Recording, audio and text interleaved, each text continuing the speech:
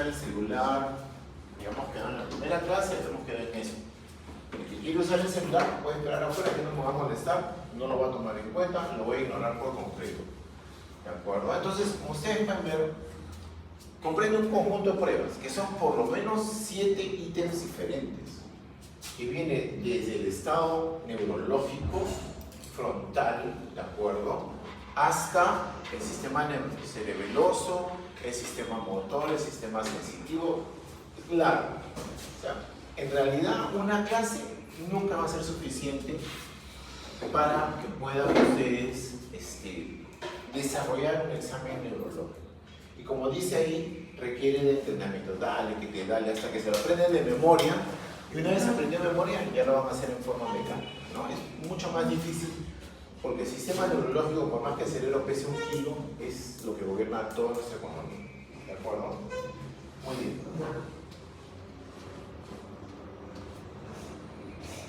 Usualmente pueden, antes me acuerdo que nos decían, usen el diapasón, usen el otoscopio, el oftalmoscopio. ¿Alguien usa un oftalmoscopio? ¿No?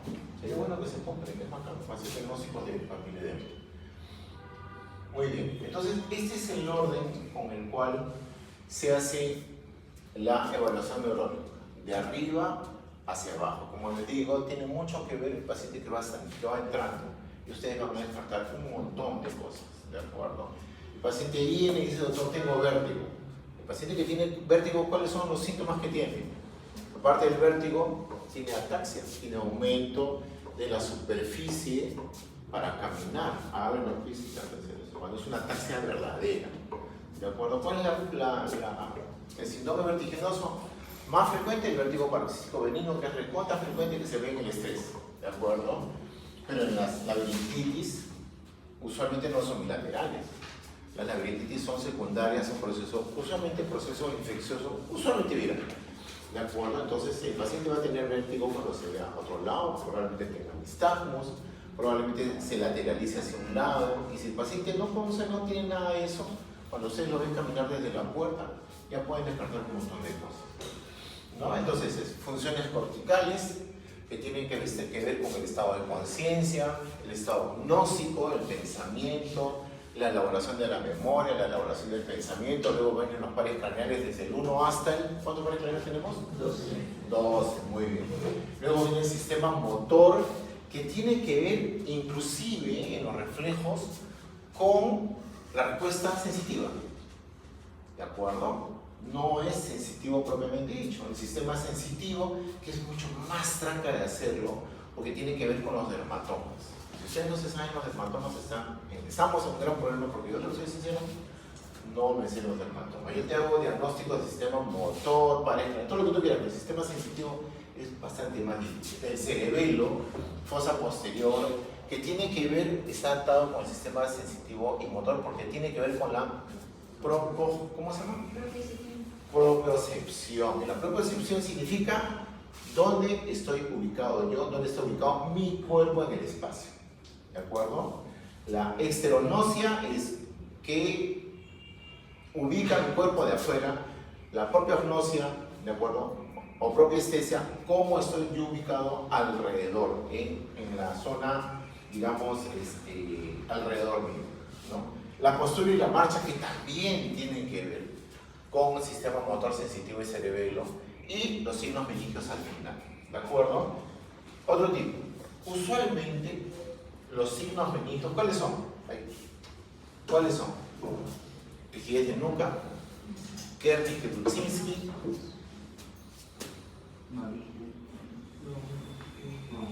rigidez de nuca, Kernicke-Brudzinski. Solo el 30% de los síndromes meningios a la cabeza de la meningitis aguda van a salir positivos, 30-35%. Entonces, en la meningitis tenemos una triada, ¿de acuerdo? Fiebre, cefalea y signos meningitis. Pero el que no encontremos uno, no elimina que este no sea una meningitis, por si acaso, ¿de acuerdo? Entonces, solamente el 30% de los casos donde hay irritación meningia, sea meningismo o meningitis, vamos a encontrar signos meningios. Entonces, el hecho de que no encuentre signos meningios no significa que no haya meningitis, ¿de acuerdo? Muy bien, comenzamos por el comienzo. Muy bien. Nivel de conciencia. Si vemos un paciente que está entrando, caminando, probablemente te da un buen nivel de conciencia. Entonces, el testing mental son como 15 pasos o 11 pasos, son 11 preguntitas muy simples, ¿no? Ustedes van a las historias clínicas, lo tengo. Acostúmbrense a no poner las historias clínicas iniciales. Lúcido, orientado en tiempo, espacio y persona. Con eso hiciste el 50% del examen neurológico. ¿Qué es lo que más importa? ¿No? Lúcido, orientado en tiempo, espacio y persona. Puede encontrar una persona que no esté lúcido, que esté parcialmente orientado en tiempo, espacio y persona. Los pacientes con demencia, por ejemplo. ¿De acuerdo? Los pacientes con intoxicación alcohólica pueden estar parcialmente orientados. El comportamiento, puede tener un comportamiento bizarro. El paciente que tiene demencia, puedes tener un delirio hiperactivo, el paciente que está con agitación psicomotriz, un delirio hipoactivo, que está venido a menos, apagado, acénico, ¿de acuerdo? Luego, cómo habla y qué es lo que habla. La memoria, obviamente ya sabemos que puede ser la memoria anterógrada, la inmediata o la completamente retrógrada, ¿no? La capacidad constructiva, las praxias, las fascias, las gnosias, ¿no? Y la exploración del lóbulo frontal. Muy bien.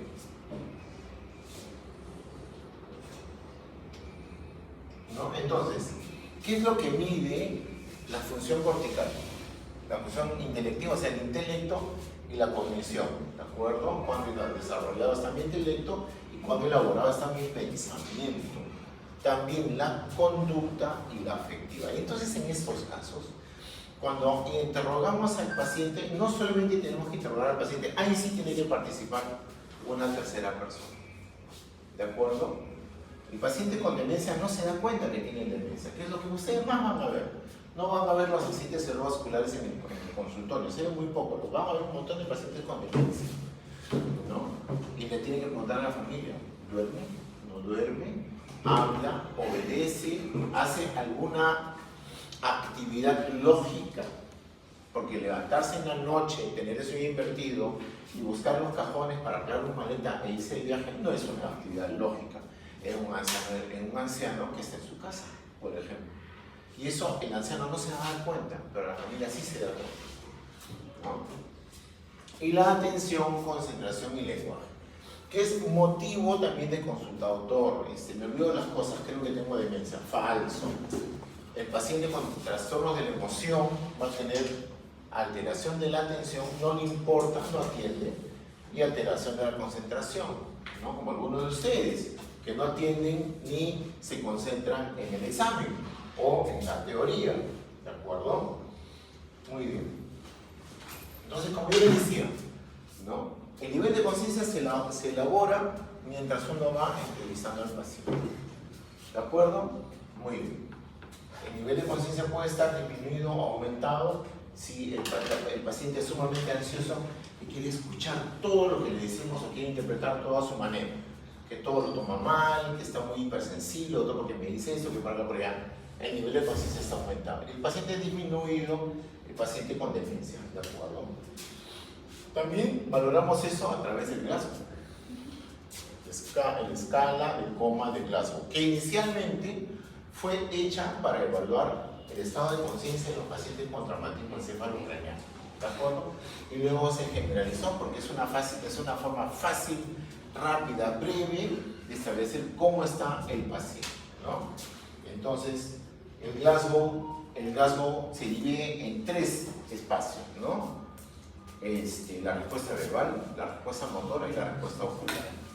La suma de los 3 da 15 máximo y la suma mínima es 3. El paciente no abre los ojos, no obedece órdenes, no elabora palabras, no se moviliza, 3. Y máximo somos nosotros, que tenemos escala de coma Glasgow 15, ¿no? Mucho vemos en el hospital los pacientes con hiperexcitación, ¿no? Los pacientes que están en una crisis psicótica pueden estar hiperexcitados, los pacientes que están en delirio, con delirio hiperactivo, con agitación psicomotriz, ¿no? Muy bien, lúcido, orientado en tiempo y persona. ¿Dónde está? ¿Cómo está? ¿No es cierto? ¿Dónde estamos? ¿Qué hora cree que estamos? ¿no? Entonces ustedes tienen que saber también definir, las personas a las que le hacemos las preguntas. Hay personas que vienen de provincias, personas de la tercera edad que no ven televisión, que no leen periódico y no le podemos poner la chapa de que está desorientado. Hay que hacer preguntas concretas. ¿De dónde vino usted? ¿Cuándo vino? Ayer, anteayer. Ah, perfecto. ¿Usted qué hace? Ah, yo en la chacra, doctor. ¿Y usted qué hace? Algo tal, tal, tal. ¿No? Eso es importante para que no le estén poniendo la chapa de desorientado al paciente, porque ustedes no saben cuál es su actividad de controlado, ¿no? El comportamiento afecto ya lo hemos tratado. Cuando una persona acude al consultorio es porque tiene un problema que emocionalmente lo afecta, ¿de acuerdo? Hay personas que son muy colaboradoras, que son muy proactivas, hay personas que son hostiles, pero a pesar de eso van al consultorio, quieren encontrar algo malo, ¿de acuerdo? Entonces hay que saber definir si esta hostilidad, esta depresión es de origen neurológica o es de origen emocional. Eso es muy importante, ¿de acuerdo? Nosotros teníamos en el hospital un colega brillante, un muy buen intensivista, que era un poco excéntrico, tenía ciertas actitudes excéntricas, se respondía mal, pero con el transcurso de los años fue haciéndose con un lenguaje más violento, un poco menos lógico, ¿de acuerdo? Chocante, irritante. Demencia frontotemporal, tenía buena memoria. Se acordaba cómo llegar a su casa, tomaba el micro, llegaba al hospital, pero su cognición, su pensamiento se fue deteriorando. Demencia frontotemporal. Brutal, porque entonces 3 años lo llevó. El colega falleció hace algunos meses, ¿no? Falleció de nuestra edad, 56, 57 años. El lenguaje, cómo hablamos, ¿no? Los quechohablantes no pronuncian algunas letras que se pronuncian en el castellano o en el español. Eso no significa que tenga afasia, anarquia o disfasia, esas cosas. Simplemente pronuncian de una forma diferente. Ustedes han escuchado a los chilenos cómo hablan, que estiran la S, estiran la R, ¿de acuerdo? Que ya está considerado inclusive un dialecto del español, ya no es considerado español propiamente dicho, ¿no? Muy bien. ¿Qué es afasia o disfasia? ¿Qué es anarquia o disartria? Disartria es hablar de forma en la cual no se puede escuchar bien algunas palabras o letras. Por lo típico, los pacientes que hacen accidentes cerebrovasculares. Anarquia hace que no puede articular palabras, que es muy diferente a la afasia. Afasia no se puede expresar. Hay afasia de expresión y hay afasia de comprensión. Afasia de expresión es: yo entiendo lo que tú me dices, pero no lo puedo expresar. Y la afasia de comprensión es: yo puedo hablar, pero no entiendo lo que tú me dices, ¿de acuerdo? Y la disartria ya les expliqué. La disfasia es un estadio intermedio. Muy bien. Entonces tenemos las afasias, ¿de acuerdo? Que pueden ser porque no expresan pensamiento, porque sustituyen palabras, ¿no? Parafrasias, o porque no puede comprender. Afasia de expresión, afasia de comprensión, ¿de acuerdo? La motora, que no puede expresar todo lo que debe, porque de acuerdo al trastorno neurológico que tiene, se le acabaron las palabras, ¿de acuerdo? Por ejemplo, ¿qué es esto? Es un aparato para responder llamadas, pero es incapaz de decir que es un celular. ¿Estamos? ¿Qué es diferente a qué es esto? No sé. Completamente diferente. ¿Se dan cuenta? Es completamente diferente. Muy bien. La sensitiva, motora es que no puede expresar y sensitiva es que no puede comprender, ¿no? Las afasias de expresión y de comprensión. Y las afasias globales, que son muy pocas veces vistas, ¿no? Y la disartria, ¿no? El paciente viene con accidente cerebrovascular, ¿no? Y no puede hablar, tiene un hablar gangoso, enredado, ¿de acuerdo? Muy bien. Sobre todo a predominio de las consonantes, porque las vocales son más fáciles de expresar, A, E, I o U. En cambio la R, la Z, la H, ¿De acuerdo? Son más difíciles de, bueno, menos fáciles de expresar, digamos así, ¿no? Muy bien. Entonces, en el lenguaje, cuando el paciente se expresa, hay que ver cómo expresa, o sea, qué tan fluida es la forma en la que habla, ¿no? Qué tanto eleva el volumen o no. La intensidad es diferente del volumen. Cómo articula las palabras, qué tan exacta es la idea que expresa, ¿no? La denominación de las imágenes. Nuevamente, ¿qué es esto? Es un celular, ¿no? Repite, ¿cómo se llama eso? Ecolalia, ¿no? Repite y repite cada rato lo mismo. Eso se ve en el síndrome de Wernicke-Korsakoff, en los alcohólicos, en el déficit de vitamina B12, se ve la ecolalia del síndrome de Wernicke, ¿de acuerdo? La comprensión, ¿verdad? La lectora, una cosa, es como en el inglés. Pueden ustedes no comprender lo que escuchan, pero sí pueden comprender lo que leen y lo pueden traducir, ¿de acuerdo? Y la escritura. Tú le puedes decir al paciente con demencia, por favor, escríbame una oración. Después de una oración, pero si está completamente enredada, ya tiene un trastorno de la grafía, ¿de acuerdo?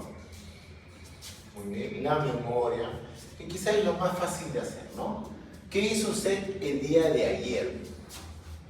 ¿Qué comió hoy en el desayuno? ¿No? La memoria inmediata, ¿no? Va a repetirme una serie de 4 dígitos que le voy a decir.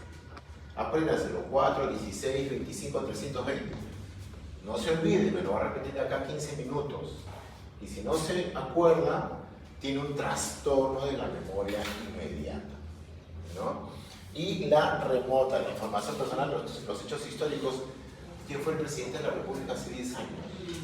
¿O dónde vivía usted hace 15 años? ¿De acuerdo? Eso es importante. Usualmente en los trastornos de la demencia, y cuando la demencia ya es final o avanzada, ya hay trastornos de la mente. Yo agregaría acá la hipermnesia, ¿de acuerdo? ¿Quién tiene abuelitos? Viejitos de 80, 90.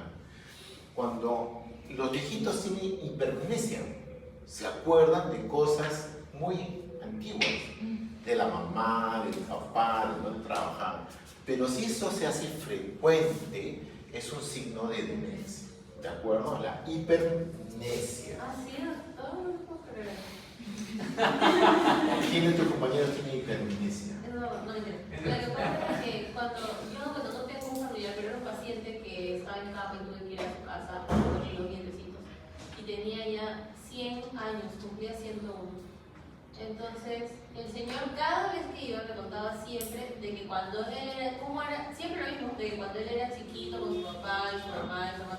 Y yo primero decía, ¿cómo le gustará pensar en su infancia fue feliz? Pero era repetitivo y lo escuchaba siempre. Hipermnesia ecolálica, siempre terminando. ¿De acuerdo? Pero hay... Y yo decía que lúcido este señor. Hay cosas que promueven eso, ¿de acuerdo? El aislamiento. Claro, estaba solito. La incapacidad de poder socializar hace que no hagas experiencias nuevas. ¿Te acuerdas de lo anterior? Claro. ¿De acuerdo? ¿No? Mi papá era médico brillante. No era porque era brillante, pero un tipo brillante. Pero cada vez que iba a la consulta, siempre se acordaba de lo mismo. Siempre me contaba lo mismo. Siempre, siempre. No era demencia, el pata estaba lúcido, manejaba su carro, tenía sus negocios, todo. Pero era su falta de sociabilización lo que hacía que siempre le contara lo mismo. Por si acaso. No significa que sea una patología. Puede ser un trastorno emocional. ¿De acuerdo? La evocación de un recuerdo agradable. Por si acaso. Muy bien. La capacidad de construir una idea, de desarrollar una idea y de percibir la idea. Capacidad constructiva, perceptiva. La praxia es ejercicio. ¿De acuerdo? Llevar la praxis, ¿no? Muy bien. Entonces, es un acto motor. ¿De acuerdo? La praxis es un acto, el ejercicio es un acto motor. Y es un acto motor aprendido. ¿Cómo escribieron ustedes? ¿Cómo aprendieron a escribir? Porque alguien les enseñó. ¿Cómo aprendieron ustedes a caminar? Porque alguien les enseñó a caminar. lo fueron aprendiendo, ¿de acuerdo? Entonces hay la apraxia ideomotriz. El paciente es incapaz de idear y llevar a cabo el acto, ¿de acuerdo? Por ejemplo, tú le dices, toma la sopa. No sabe qué hacer con el plato y la cuchara. Apraxia, ¿de acuerdo? Apraxia construccional. Dibújame la casa. ¿Ustedes han visto la estrella, la prueba de la estrella y la casa? Esas pruebas se hacen para los pacientes que tienen demencia y los pacientes que tienen encefalopatía de Darwin. Construyeme la casa, o la encefalopatía hepática. Construyeme la estrella sin levantar la punta del lápiz. Listo, se acabó. O la casita, ¿no? Sin levantar o sin pasar 2 veces el lápiz por el pocillo. ¿Estamos? Eso es apraxia construccional. La apraxia bucolingofacial. Sopla la vela. No sabe cómo sopla. No es que no pueda, porque no hay un trastorno motor. No sabe soplar la vela. ¿De acuerdo? La agnosia. Capacidad de reconocer. La agnosia visual. ¿Qué es esto? Es un sobre. Tú le dices al paciente, ¿qué es esto? No te sabe decir. Tal vez te lo puede describir. Es una bolsa de papel, pero no sabe que es un sobre manila. ¿De acuerdo? ¿No? Esa es la agnosia visual, ¿no? La agnosia auditiva, escucha un ruido, te puede describir el ruido, pero no sabe denominar el ruido. ¿De acuerdo? Esos son típicos hallazgos de trastorno en la corteza. ¿De acuerdo? La asteriagnosia. ¿Qué es eso? Un celular. Cierra los ojos, le das y no te sabe identificar. ¿De acuerdo? La asteriagnosia. Muy bien. La exploración del lóbulo frontal, que probablemente es más difícil, ¿no? Pero cuando tú le escuchas hablar al paciente, estás evaluando la capacidad del lóbulo frontal. ¿De acuerdo? Ejecución motora. Camina hasta por allá, por favor. Entonces, la lóbulo frontal elabora pensamiento. Tengo que caminar hacia allá. ¿De acuerdo? De repente el paciente viene, se sienta, ¿no? Y la familia te dice, doctor, hace tiempo no obedece horas, tiene inversión del sueño. Ah, perfecto, señor Ramírez, camine hacia allá. Su lóbulo frontal ya no está funcionando. ¿De acuerdo? La capacidad de abstracción. La pregunta típica, ¿no? ¿Qué tienen en común un niño y un enano? El tamaño. ¿Estamos? Pero no puede hacer la abstracción. La capacidad de juicio, ¿no? ¿Qué hace si el doctor López le entrega un examen para desarrollo y usted ve las clases al costado? ¿Qué te dice tu ética? ¿Qué tiene que ver con un lóbulo frontal? Tu ética dice, no, yo voy a desarrollar el examen. No sé si ustedes pasarían el examen. Muy bien, ¿de acuerdo? La capacidad para elegir un comportamiento apropiado o inapropiado. Y los reflejos hipofrontales, que son los reflejos básicos, los reflejos primitivos de nuestro paleocerebro. Porque nosotros tenemos 3 cerebros, ¿cierto? El paleo, el neo, así es, ¿de acuerdo? El paleocerebro es nuestro sistema de defensa. Ustedes han visto a los niñitos cuando hacen esto, a los bebitos hacen esto. Eso se llama el reflejo de Moro. Es un reflejo primitivo, ¿no? En los pacientes con demencia, los reflejos primitivos se liberan. Si yo te pongo un lápiz en la boca, ¿tú primero qué vas a hacer? ¿Qué estás haciendo? ¿Por qué me pones el lápiz en la boca? El viejito no, el viejito con demencia le tapa los ojos y comienza a hacer un chupeteo. ¿De acuerdo? O el palmo mentoniano. Dame tu mano. Permíteme tu mano. El palmo mentoniano. O hago esto de acá. Y el paciente hace. Es un reflejo de liberación primitivo. ¿De acuerdo? El palmo mentoniano. Si ustedes quieren sobrarse en un examen neurológico, porque muy pocas personas lo hacen, ustedes ven un paciente con demencia, le están haciendo el diagnóstico, vamos a hacer reflejo básico. ¿Qué haces eso? Ya estás ahí haciendo el diagnóstico de demencia. ¿De acuerdo? Fácil de hacer.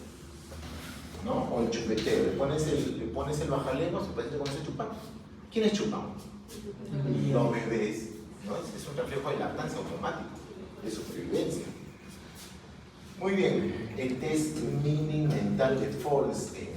11 preguntitas que tienen que ver con esto de acá.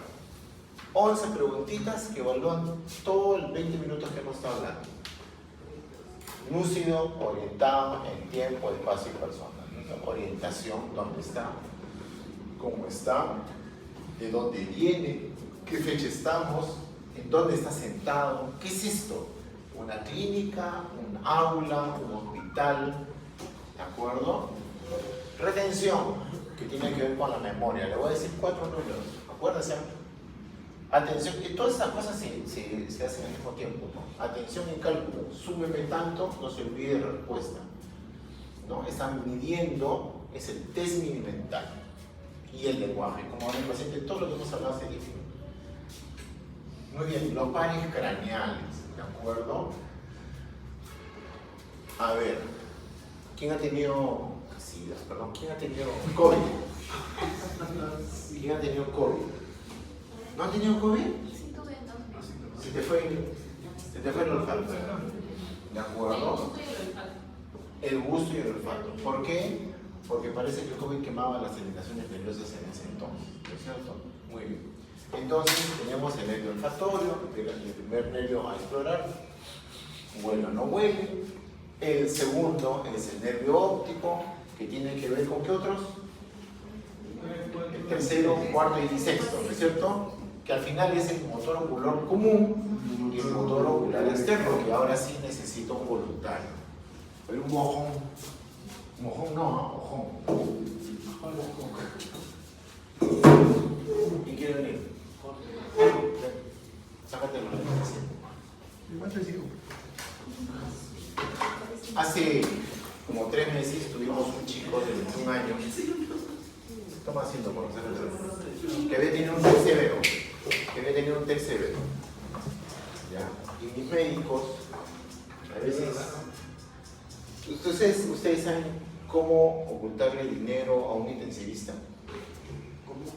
¿Cómo le ocultan dinero a un intensivista? Lo ponen debajo de la cama del paciente. Porque dicen que los intensivistas nunca examinan. Ustedes vean, ellos ven la máquina, la hacen recuperar, pero nunca examinan el paciente. Gran error. Entonces, eso ocurrió con este paciente. Era un TEC severo. Yo les criticaba por qué ha pasado un paciente con un TEC severo que tiene paso tardía. No toque el monitoreo, que esto. Perfecto. Hicieron el monitoreo, el neuromonitoreo intensivista, le hicieron una craneotomía, le pusieron un sensor, le midieron todo a bien bacán. Pasó 7 días y digo, oye, ¿por qué no le sacan el aparato si está para 4 días? Nada más. Sí, doctor, ¿verdad? No, hay que sacarle. Saquen el aparato. El pata se despertó, pero se despertó con parece el motor ocular externo, del lado derecho. Entonces digo, oye, eso tenía. ¿Usted lo ha examinado? No sé, doctor. Tenía una pareja. Entonces pregúntale a la familia si era virolito, pues. ¿De acuerdo? No tenía mirada, ¿cómo se llama? Mirada conjugada. Mira para allá. Mirada conjugada. Mira para acá. Mira para arriba. Siempre es mirada conjugada. Mira para abajo. ¿De acuerdo? ¿De acuerdo? Excepto el motor ocular externo. ¿No? El motor ocular externo, ¿cuál es? Los de acá. Entonces mira para afuera. El motor ocular externo mira para afuera. ¿No es cierto? Entonces ustedes hacen esto y mira para afuera porque hay un problema. ¿De acuerdo? Muy bien. Sigamos. Entonces nos vamos por la percepción de los olores. Fácil, ¿no? En un examen neurológico tiene que poner olores fuertes, perfumes, olores suaves, ¿de acuerdo? ¿No? Le ponen un perfume, un olor de un alimento y el paciente tiene que saber distinguirlo, ¿de acuerdo? La agudeza visual, eso sí quizás es un poco más difícil, ¿no? ¿De acuerdo? Porque en el primer par, hueles o no hueles, punto. ¿Qué hueles? En cambio, en el segundo par, le haces, ¿a cuántos centímetros? A 20 pasos. 20 pasos, ¿de acuerdo? O sea, 6 metros. ¿Vamos? Más o menos 6 metros. que distinga. Eso es, agudeza visual tiene que ver con el nervio ocular, no tiene que ver, es la estructura anatómica del ojo. ¿De acuerdo? Luego ponen la visión de los colores, ¿no? Y luego la campimetría, ¿no? Y la campimetría tiene que ver con la mirada, que está dividida en 4, que tiene que ver con la distribución de las raíces del nervio óptico.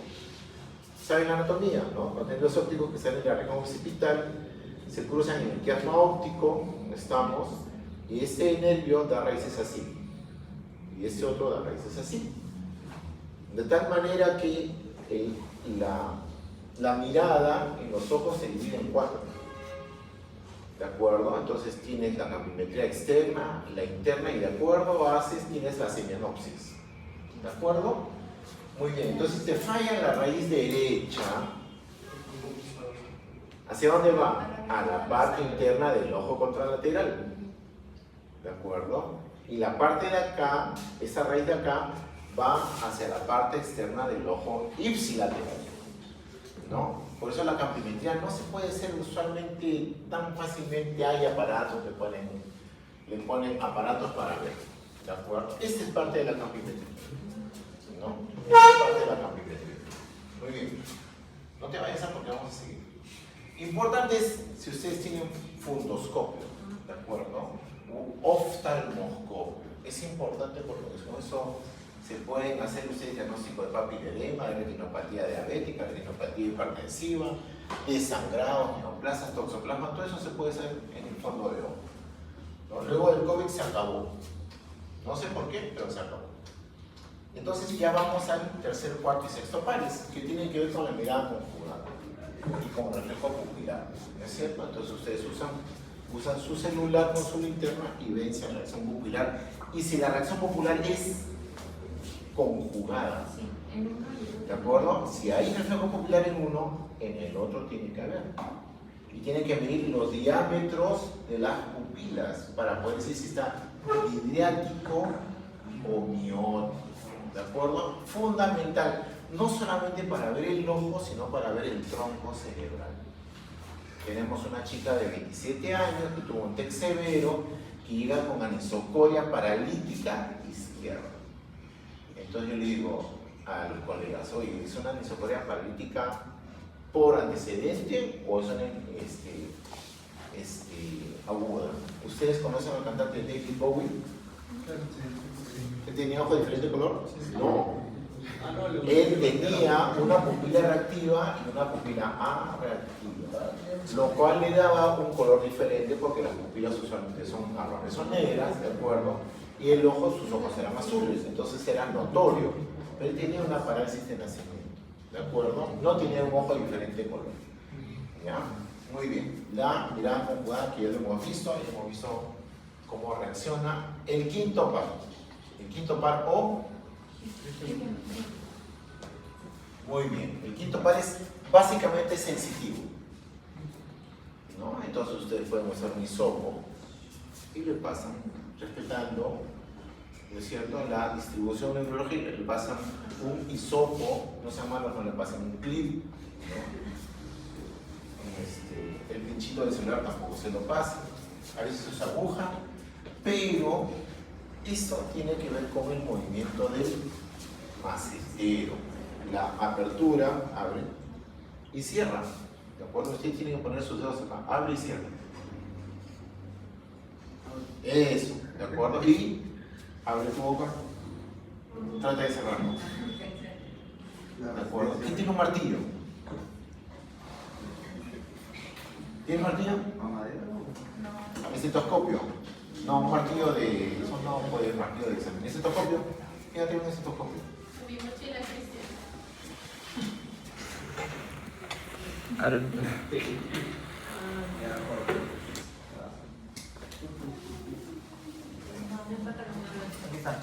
Presta. No necesitamos un martillo. No tengo. Cierra los ojos. Ponen el dedo acá. Yo le doy. Y ven el reflejo. Reflejo mentoniano. ¿De acuerdo? ¿Estamos? Muy bien. ¿Tiene que levantar esto hacia arriba? No, tú vas a sentir o no. Y lo hace, ¿no? Claro, claro. ¿No? Muy bien, entonces sensibilidad facial y reflejo mentoniano y movimiento de la articulación mandibular, ¿no? El macetero es el músculo más fuerte que tenemos. ¿Ustedes han visto a los acróbatas cómo se cuelgan de los maceteros? ¿De acuerdo? ¿Ustedes han visto a los, cómo se llaman los bull terrier? Esos que se cuelgan y le hacen a ustedes así y el perro no se suelta, ese es el poder del macetero. ¿De acuerdo? Muy bien. Bueno, a la par también, a las 7 también lo Ya, ahí estamos en ese. ¿De acuerdo? Muy bien. Entonces el séptimo, o el facial, tiene que ver ya con el movimiento de toda la cara. Entonces te dices al paciente, mire para arriba. ¿Hay arruga o no arruga el frunce el ceño o no? De acuerdo. Hace así, sonríe, muy bien. Mueve los malares, de acuerdo. Mueve los labios, mueve los labios. Muévelo. ¿De acuerdo? Mira para un lado, mira para otro. Y cuando mueve, se mueven los músculos también. ¿De acuerdo? No los ojos oculares, sino se mueven los músculos. ¿Ya? Y el sensitivo, que es lo que ustedes ven acá, ¿no? El uso de los 2/3 anteriores de la lengua. ¿Estamos? Muy bien. Entonces, hay parálisis facial periférica y central. ¿Y cuál es la diferencia? Cuando alguien se pone arrugadito. Ya, ¿cuál es esa, pues? Ese es central. Ese es central. Si en caso no lo puede hacer, es periférico. Es periférico. Así es. ¿De acuerdo? Fácil. Entonces, ustedes pueden ver, vean en la cara de muchos pacientes, muchas personas que tienen el borramiento del surco nasogeniano, ¿no? Entonces, sopla. Ahora, cierra tu boca y sopla. Tiene que armarse y ustedes tienen que hacer esto. Y no tiene que escaparse el aire. ¿De acuerdo? Entonces, un signo de la persona que viene con parálisis facial es que se le cae la comida por un lado. O la primera, o se le cae el párpado inferior del lado comprometido, ¿no? El octavo, ese es fácil, pues, ¿no? Escucha o no escucha. Es como mi mamá, ¿no? Mi mamá hace como un par de años se compró un audífono mexicano que le costó 3.500 soles. Digo, mamá, ese es el pago de la universidad de mis hijos que estudian medicina. Me dijo, lo hubieses invertido de otra forma, pero lo vas a usar. Sí, claro, lo vas a usar. Mamá, ¿escuchas? Sí, pero no necesito el... Entonces, ¿por qué te has comprado? Al revés. Mamá, ¿me escuchas? ¿Qué? ¿Y por qué no usas el nervio? No te escucho, ¿Y por qué no usas el audífono? Ella lo usa. Mamá, ¿me escuchas? Sí, ¿por qué me gritas, Ay, ya ves, mamá, le digo, ¿no? Entonces, estos malditos les meten ideas a los viejitos, tienen que llevarlo a hacer su mantenimiento.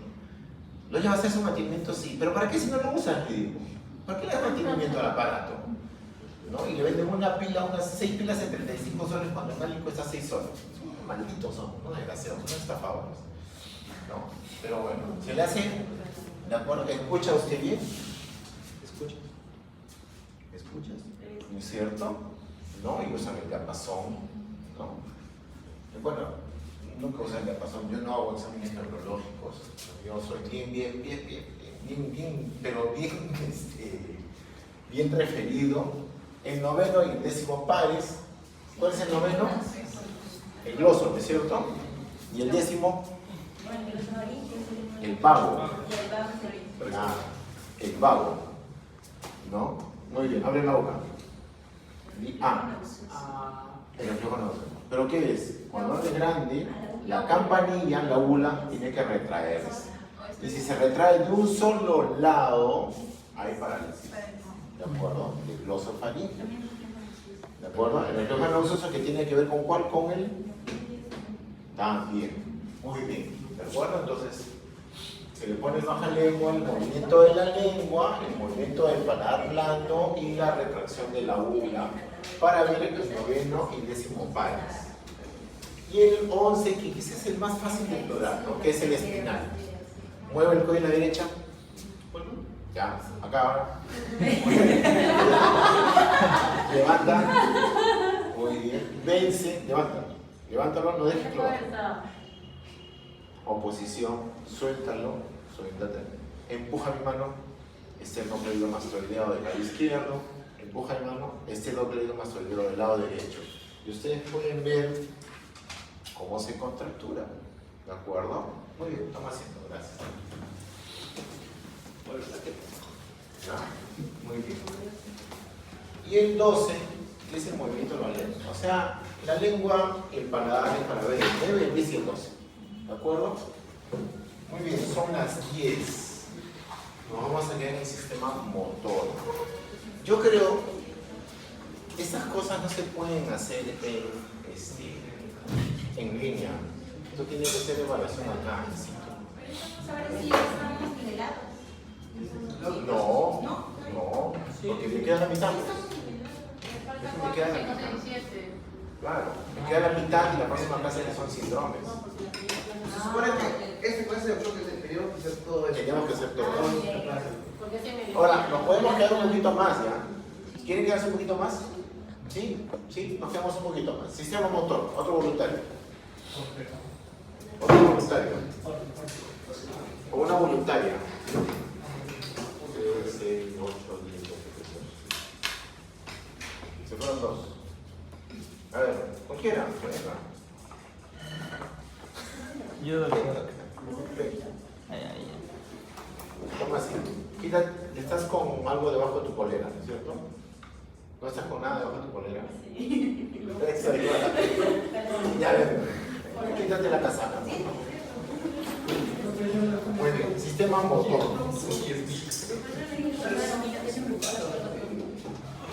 Muy bien. El trofismo muscular.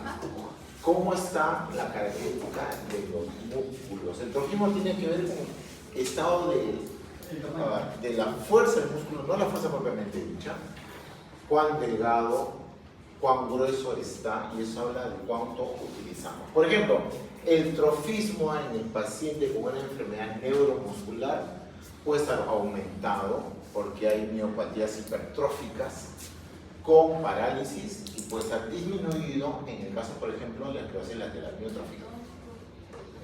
Estamos el ELA. Y puede estar conservado en el síndrome de Guillain-Barré, que es una polineuropatía periférica. Estamos porque no hay compromiso crónico. En ELA, la esclerosis lateral miotrófica, sí es un compromiso crónico. Entonces el músculo se va adelgazando hasta hacerse una telita. Ustedes han visto en algún momento algún documental sobre la Segunda Guerra Mundial y los campos de concentración. Ese trofismo de esas personas que estaban severamente desnutridas estaba muy elevado. Entonces el trofismo, perdóname un ratito, se mide palpando. ¿De acuerdo? Ella tiene buen trofismo y tiene buen tono muscular. Todos tenemos un tono muscular. ¿De acuerdo? Todos tenemos un tono muscular. Cuando le quitamos ese tono al paciente, el paciente va a tener dolor, porque el tono nos da de alguna forma posición, movimiento. Entonces, cuando nosotros tenemos a los pacientes pseudo relajados, o sea, con relajación neuromuscular, perdón, permíteme otra vez, este tono se pierde. Estás agarrando una cosa medio blandenga. Ustedes la palpan, ¿cuál es ustedes? Tienen un tono muscular, ¿de acuerdo? El tono muscular no es lo mismo en el antebrazo, en el bíceps o en el muslo, porque más usamos los muslos, son más duros, ¿no? Más hipertónicos, no son más hipertónicos. Y la fuerza muscular, ¿de acuerdo?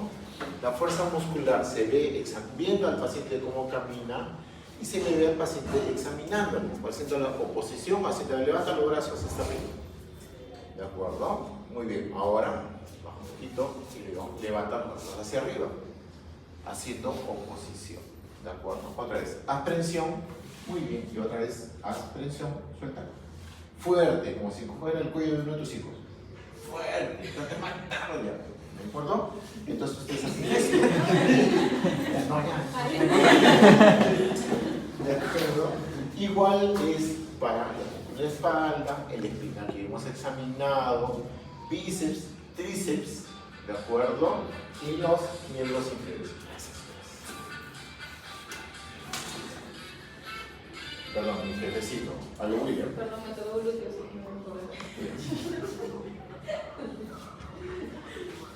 Uy, ¿a qué quiere decir? ¿Qué quiere? Ya, pero perdí.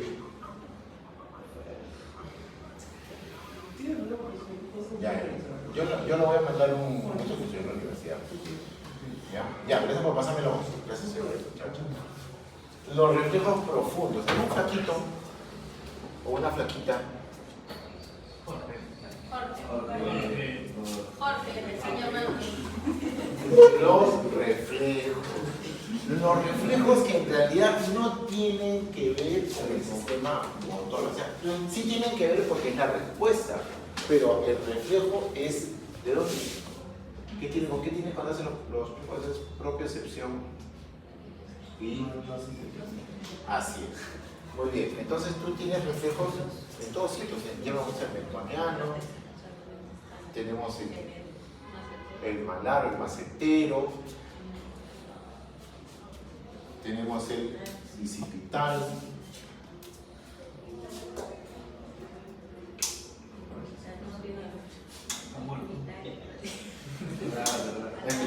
miren la mano. ¿Se dan cuenta? Una cosa es que se mueva como esto y otra cosa es que haga esto. ¿Ya? Tenemos reflejos ahí. Ponte de pie, por favor. Siempre. Cruza tu pierna. ¿Sí? Exactamente. Como señorita. ¿Le sale bien? Muy bien. Relájate, relájate. Suéltalo. ¿Ven? ¿Se dan cuenta? Se hace sobre el tendón. Sobre el tendón. Ahora ponte de rodillas mirando ahí.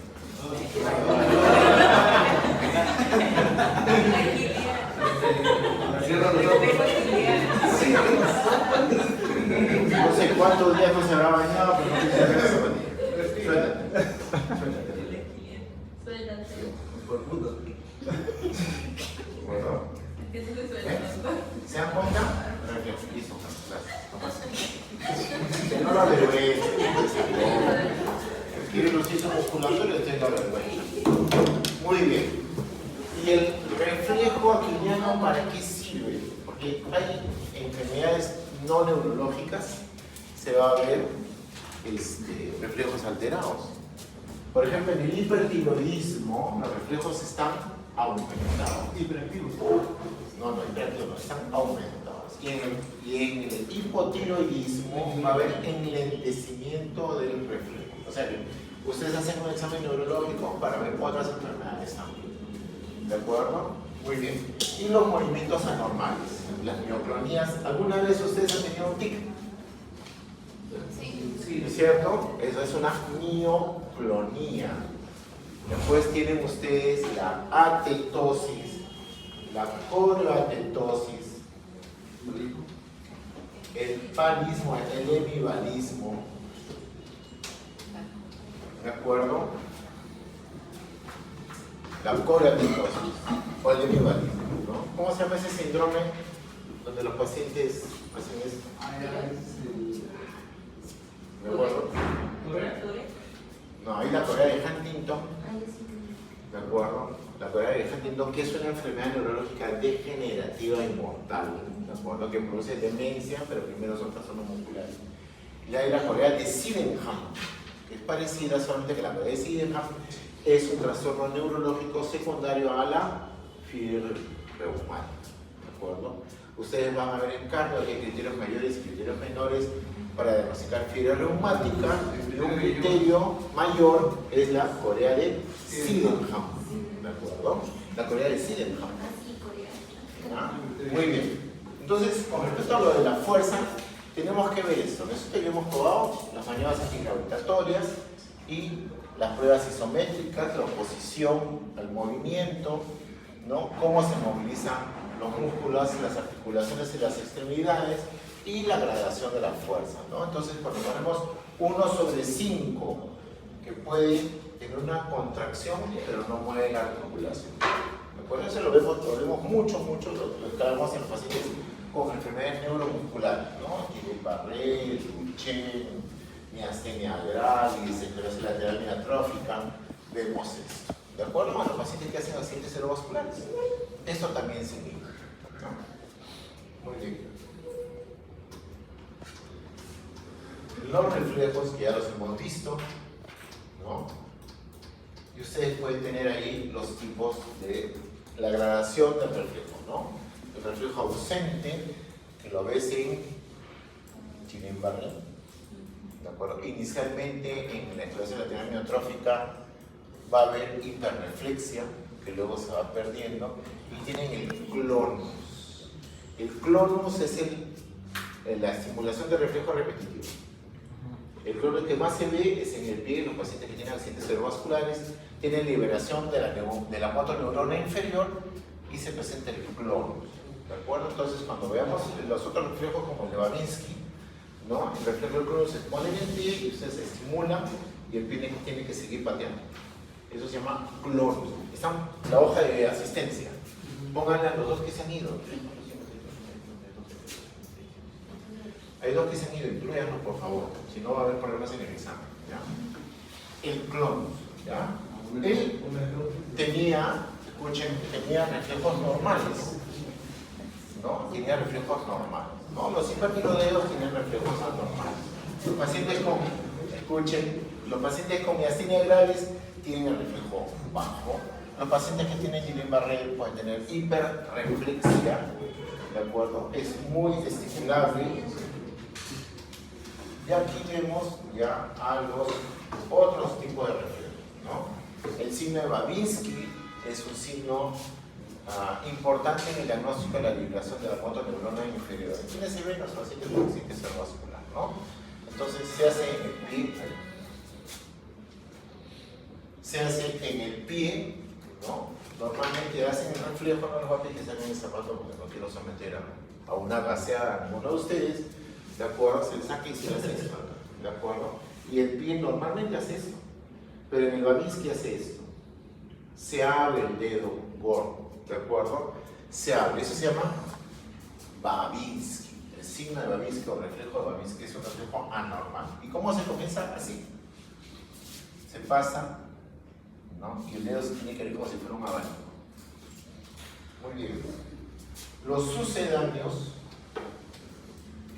si lo podemos hacer acá, pero los sucedáneos es, el paciente está sentado o está echado y lo que haces es frotar y presionar la extremidad hacia abajo y hacia un Babinski, hace esto, ¿de acuerdo? Hace esto, ¿no? Ese es los sucedáneos.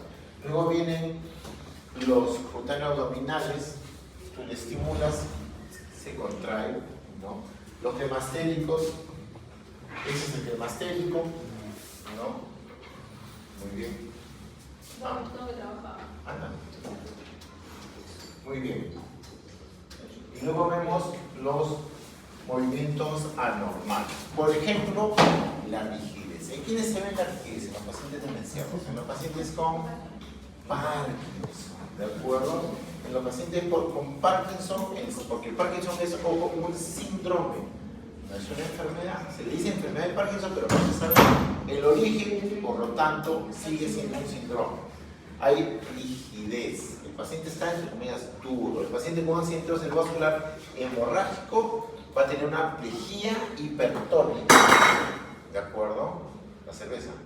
Y en cambio, el paciente con accidente cerebrovascular isquémico va a tener una plejía hipotónica, ¿de acuerdo?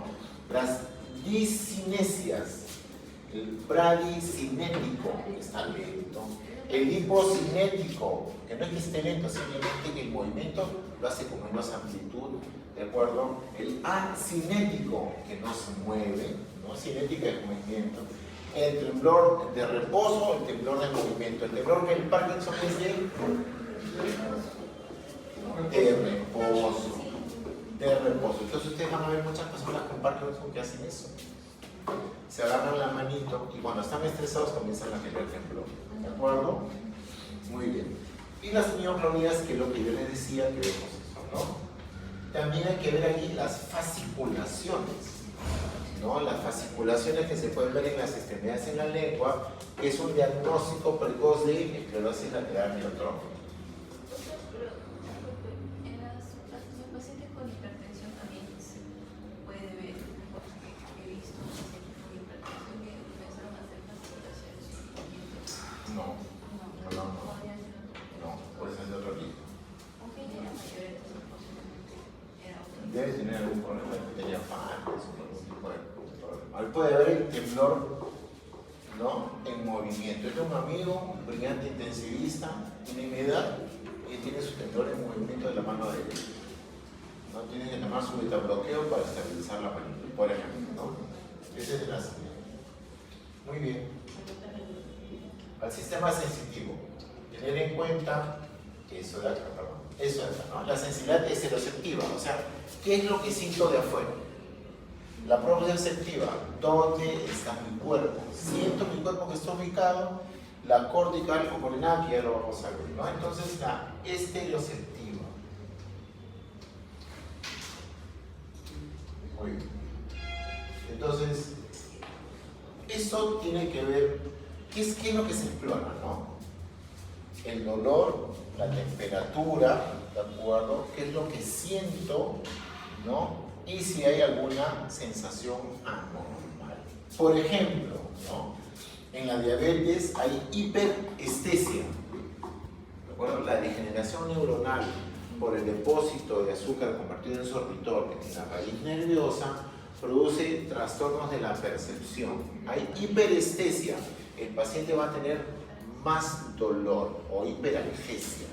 Va a tener parestesias, pero la parestesia más frecuente, el hormigueo, ¿de acuerdo? O la disestesia, confundo una sensación con otra, ¿no? Entonces eso hay que verlo de arriba abajo, en todas las extremidades. Por ejemplo, en el herpes zóster hay hiperalgesia. ¿Ustedes han visto el herpes zóster? Son lesiones dermatológicas que nacen en el dermatoma. ¿Por qué? Porque el bendito virus de la varicela, traducido al herpes zóster, se deposita, aún por eso estamos vacunados, se deposita en las raíces nerviosas y entra en una fase de adormecimiento. Y cuando hay algo, un motivo inmunosuprimido que se ve mucho en los diabéticos, en los estresados, el herpes zóster se expresa a través de vesículas, ¿no? Que dan un halo necrótico medio morado, con una secreción purulenta, digamos turbia, no purulenta, ¿de acuerdo? Que antes y después va a producir dolor e hiperalgesia. ¿Y cómo se produce la hiperalgesia? Doctor, cuando usted me roza, me da dolor. Ese es en el dermatoma, ¿de acuerdo? Usualmente acá facial, ¿ya? Muy bien. Entonces son sensaciones anormales o parestesias e hiperalgesias. Entonces, lo que es importante es delimitar el grado de transmisión afectada. Tenemos una paciente, una chica de 27 años que se cayó de 6 metros, ¿no? Se cayó de 6 metros, tuvo fractura en miembros inferiores y no tiene dolor, porque tiene una fractura cervical en C1, C6 y C7, y la médula está hecha mierda, destrozada la pobre médula, tiene paresia de miembros superiores y tiene plejía de miembros inferiores, ¿no? Y tiene nivel sensitivo en rebordes costales inferiores, o sea, zona C7 de los dermatomas. ¿De acuerdo? Entonces ella va a tener problemas para defecar y va a tener problemas para orinar, va a tener que usar sonda, va a tener una vejiga neurogénica, ¿de acuerdo? Para eso sirven los dermatomas. Y ahora vamos a la sensibilidad exteroceptiva, que tiene que ver con lo que yo siento de afuera, la proprioceptiva, como siento mi cuerpo, ¿de acuerdo? Y esta que la veremos después, ¿no? La esteroceptiva, la tactoalgesia, ¿qué siento cuando me toca o cuando toco algo? ¿De acuerdo? ¿No? ¿Alguien le falta? Claro, falta. ¿Quién falta? Enrique y López Navarro. ¿Ya lo pusiste? Sí, ya lo puse. Están los 22. ¿Sí? ¿Lo tienes? ¿Entendés? Sí, aquí. Dale, por favor. ¿No? Entonces, la tactoalgesia, identifica el estímulo doloroso. Eso se hace con un clip o con una aguja. ¿De acuerdo? Lo voy hincando al paciente y va identificando, de acuerdo al dermatoma y la distribución sensitiva, dónde está el dolor, ¿no? La sensibilidad táctil fina, le pasas un algodón, le pasas una hojita, le pasas un papel y te va a decir es un papel, ¿de acuerdo? Es un algodón. Y gracias. Y la sensibilidad térmica, ¿no? Frío o caliente. La propioceptiva, que tiene que ver con los reflejos, ¿de acuerdo? Con los reflejos. Se usa el diapasón. ¿Estamos? Puede haber la sensibilidad propioceptiva parestésica obligatoria, la artrocinética. Ustedes han visto de repente cómo examinan a los diabéticos para ver si tienen neuropatía diabética. Díganme usted qué estoy haciendo con su dedo. Lo está moviendo, doctor. Ah, perfecto. ¿Y hacia dónde lo está moviendo? ¿Hacia arriba, hacia abajo? Hacia los lados. Si el paciente no identifica, tiene un trastorno propioceptivo, ¿de acuerdo? Que se ve mucho en los pacientes diabéticos.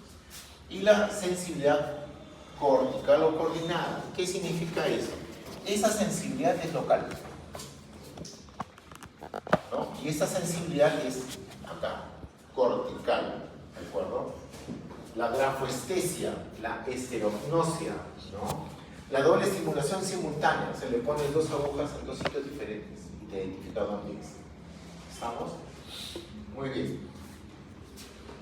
Cerebelo, cerebelo, posición, cerebelo es parte primitiva, cerebelo tiene que ver con el movimiento coordinado, no con el movimiento coordinado, sino con el movimiento coordinado. Y ahí tenemos las dismetrías y las disdiadococinesias en castellano. Muy bien, ¿no? Entonces el cerebelo nos dice dónde estamos, dónde está nuestro cuerpo, cómo nuestro cuerpo se conduce, ¿no? Entonces cuando tenemos un paciente que tiene un accidente cerebrovascular del cerebelo, va a tener ataxia, ¿de acuerdo? Puede no tener plegía o paresia, pero va a tener ataxia.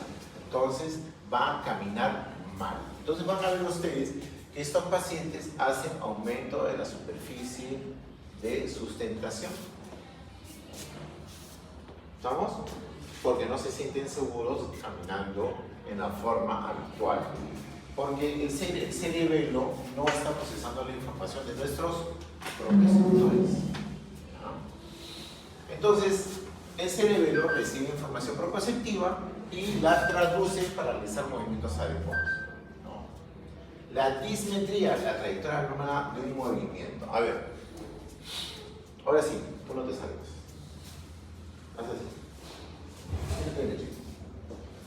Prueba, nariz, dedo. ¿De acuerdo? Sí. Sí. ¿Hay dismetría? No hay. ¿Hay coordinación? Sí hay coordinación. ¿De acuerdo? Eso que está viendo el cerebro. Más rápido, rápido. Rápido. ¿Estamos? Hay coordinación y no hay dismetría. ¿De acuerdo? Ojos cerrados, paciente que cambie de mano. También. Y el otro hay eso. O haga esto. El paciente que tiene trastorno cerebroso hace o hace eso. ¿De acuerdo? Tiene su dismetría y su incoordinación. ¿Ya? Entonces, lo que hemos visto, maniobra nariz, ¿no? Y la maniobra talón-rodilla. Comenzando porque el paciente cuando tiene una ataxia no puede estar parado, ¿no? Va a ser muy difícil que esté parado. Muy bien. Y la disdiadococinesia, lo que estamos viendo, ¿no? La coordinación anterior de movimientos alternantes rápidos. ¿Estamos? Muy bien. Seguimos. Vamos a la postura y la marcha que tiene que ver con la propiocepción y el cerebro. ¿De acuerdo? Entonces ustedes van a ver cómo camina el paciente. Una característica del paciente diabético es, doctor, siento que cuando camino estoy pisando huevos. Porque la estereognosia está afectada. Y porque la propiocepción también está afectada. El paciente con Parkinson tiene, ¿cómo se llama ese andar?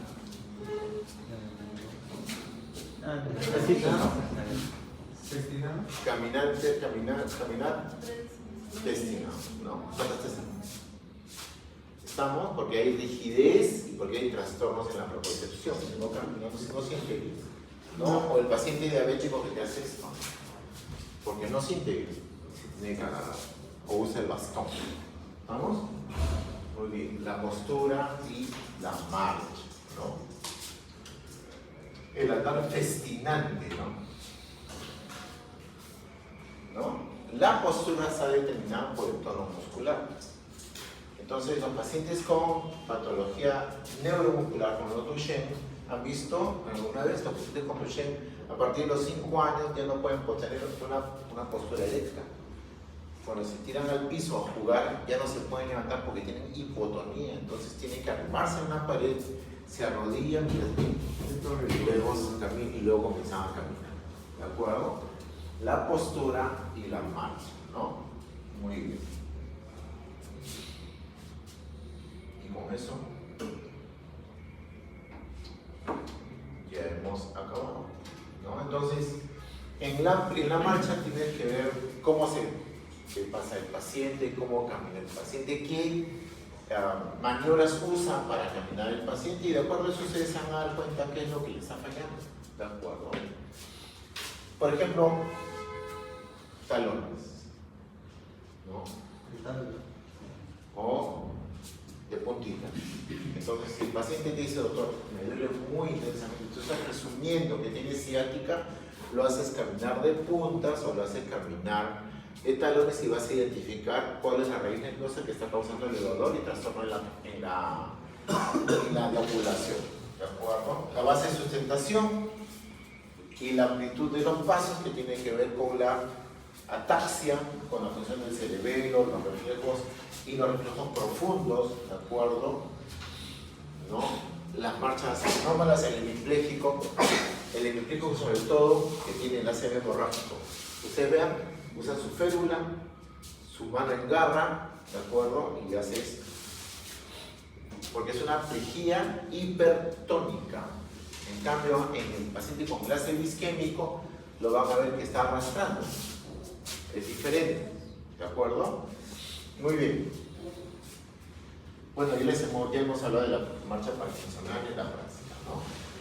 Muy bien.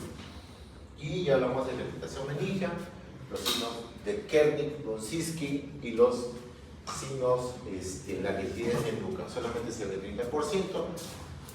La maniobra no vamos a poder hacerla acá, pero vamos a ver. Muy bien.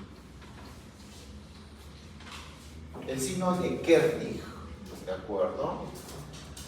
Si la persona está en decúbito dorsal obligado y el ejecutor lo que hace es levantar la pierna flexionada y presiona al mismo tiempo la rodilla y levanta el miembro superior del pie. ¿Y el paciente qué va a hacer? ¿De acuerdo? Se levanta, ¿ya? Esa es la maniobra de Kernick. La de Brunzinski, se eleva el cuello y el paciente flexiona, ¿de acuerdo? Brunzinski. O también hay el Brunzinski invertido, se levanta, se dobla y el paciente hace esto, ¿no? Muy bien. Y la rigidez del cuello, la rigidez nuca, que quizás es un poco más difícil, ¿no? Porque en el paciente, por ejemplo, que está tenso, es más difícil hacerlo. El paciente que tiene Parkinson es más difícil hacerlo. El paciente que tiene una enfermedad hipertónica es más difícil de hacerlo, ¿no? Entonces, al paciente se le echa, se le moviliza el cuello, se le relaja, se le va conversando y claro, ¿no? El paciente tiene que decir, hay dolor, sí, no. Y la otra forma, quizá mucho más fácil, ¿no? El paciente echado le dice, pega tu mentón al pecho. Y todos lo vamos a poder hacer. El paciente no va a poder hacer porque tiene hipertonía y tiene dolor. ¿De acuerdo? Muy bien, chicos. La próxima semana hemos terminado. La próxima semana hacemos Los cinturones. Vayan así.